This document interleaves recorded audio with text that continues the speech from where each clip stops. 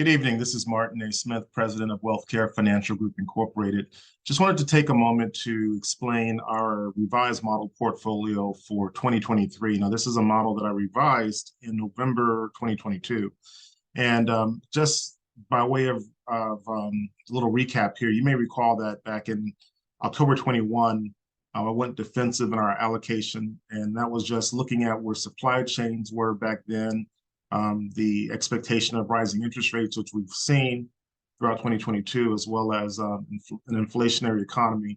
And we felt that with the gas prices that really went skyrocketing around May, June, July of last summer.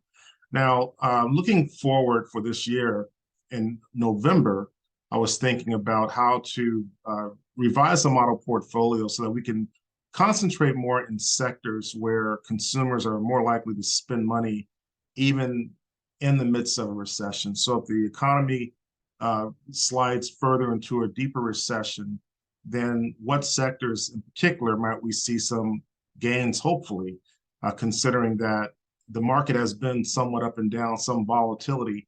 There's been some days and weeks where the Dow, S&P, and NASDAQ has really performed pretty nicely in the last few months. So while not wanting to sacrifice the opportunity for some of those gains, but still needing to be defensive because we're not out of the woods as of yet, I made some more revisions to the model portfolio, or rather some more defensive focused revisions overall.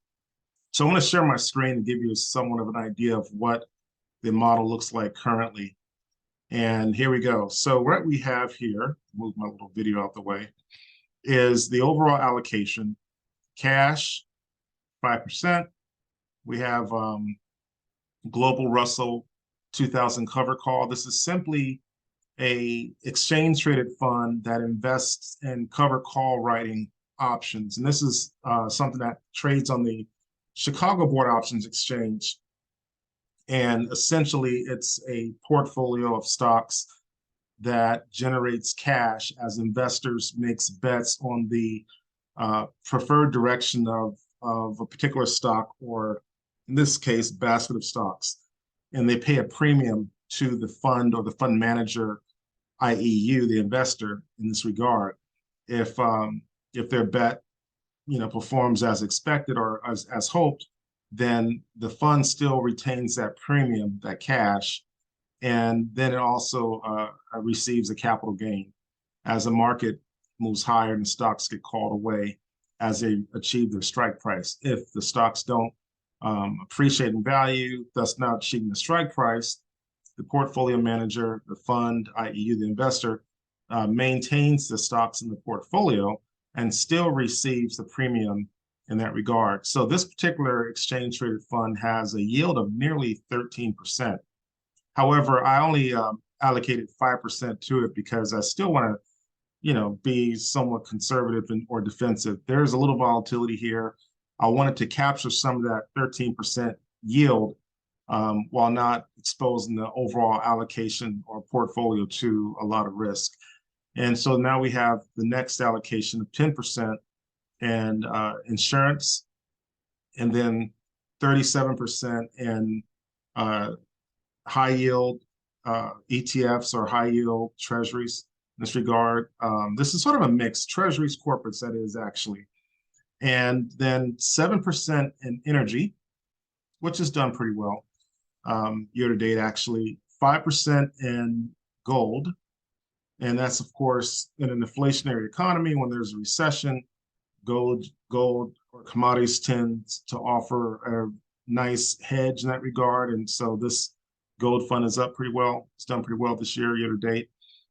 Consumer staples is 3%. Now, consumer staples, why? Well, because when we're in a recession, middle income investors, if you will, they tend to sort of shift their spending away from more luxury spending to things that are really needed, more the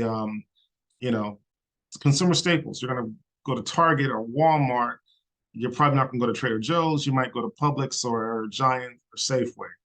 And so I wanted to add this, but since consumer staples can still be somewhat volatile in an inflationary economy, I limited the allocation to 3%.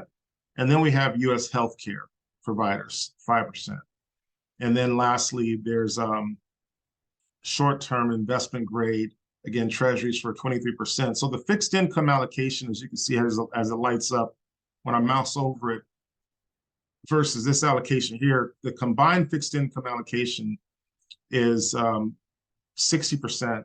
And then we have an average of about maybe 5 to 6 in these sectors. So this is a model portfolio where I'm concentrating a little more in the areas where I think consumers are more likely to spend money in an inflationary economy. Notice there is not a real technology heavy presence in this particular model. And that's for obvious reasons, because tech is a lot more volatile, especially as there's been a lot of layoffs in relation to interest rates rising and there being more concerns about the health of the U.S. economy for 2023. Now, going forward for this year, I think it is prudent to maintain this allocation. The Federal Reserve has, or Chairman Powell has stated that rates will more than likely continue to move higher. And if that's the case, then we may see a sort of a further slide into a recession third, fourth quarter of this year. But there's something else that concerns me as well as I look out for the next 2 years. Now, this isn't, I don't want to be an alarmist, but I have to mention it because it's out there in the public domain.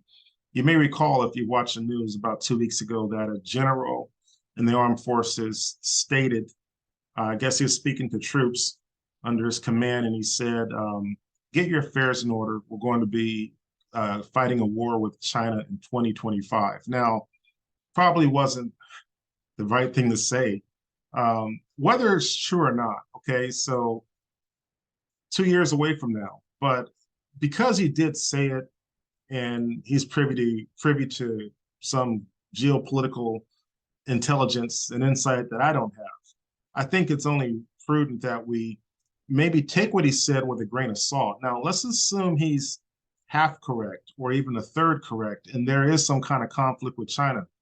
Will it be a bloody war that we fight with bullets and bombs and missiles? I tend to think not, because who wants that? That'd be a horrible scenario. But it could be more of an economic war. And if that is the case, considering the amount of goods that China exports to the United States, and even their influence in owning some of the U.S. debt, that could spark a minor crisis, if you will, with respect to inflation, rising interest rates, and even unemployment.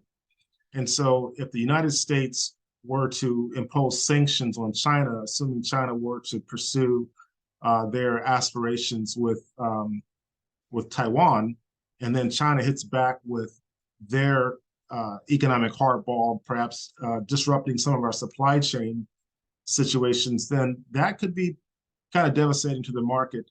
And that could, again, cause interest rates to rise a lot more than we anticipate, because inflation will go up. And how do you bring down inflation? Typically, they raise interest rates.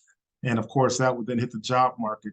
So not saying that that is exactly specifically going to happen, but since a general in the armed forces went out there and made that statement, and then it got leaked to the media, we have to at least consider the likelihood or the possibility that it could happen. And then how does that impact the portfolios that I'm managing? Well, for example, if rates were to skyrocket as a result of some conflict with China, cash deposits, certificates of deposits in particular, will probably increase in their interest-bearing yield because, of course, they're interest rate sensitive. So that gives investors or savers an alternative in that regard. But how about equities? How about the stock market? We could be facing, in that situation, further declines in the market, which then leads me to this current model portfolio that I'm managing. I think this model portfolio is probably, I won't say it's recession-proof, but I think is defensive and fairly defensive enough to weather a downturn or decline in the market overall. It doesn't mean that it won't lose money. It doesn't mean that it's going to knock the cover off the ball and make a ton of money.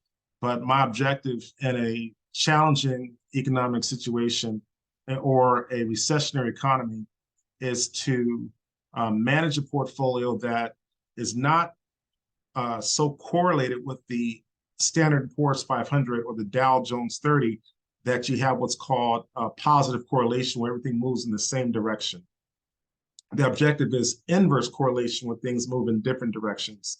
And that's what I've seen in this particular model portfolio I've been managing in this specific allocation since November of 2022. On the days when the market is down, there's still some of these sectors, maybe two or three, that's positive.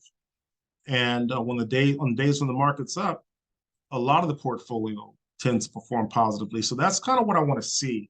I don't really want to see a model portfolio that's up when the market's up and down when the market's down, because then the question becomes, when the market is down, are we down more than the market or less than the market? When the market's up, are we exceeding the market on the upside or trailing the market on when the market's higher?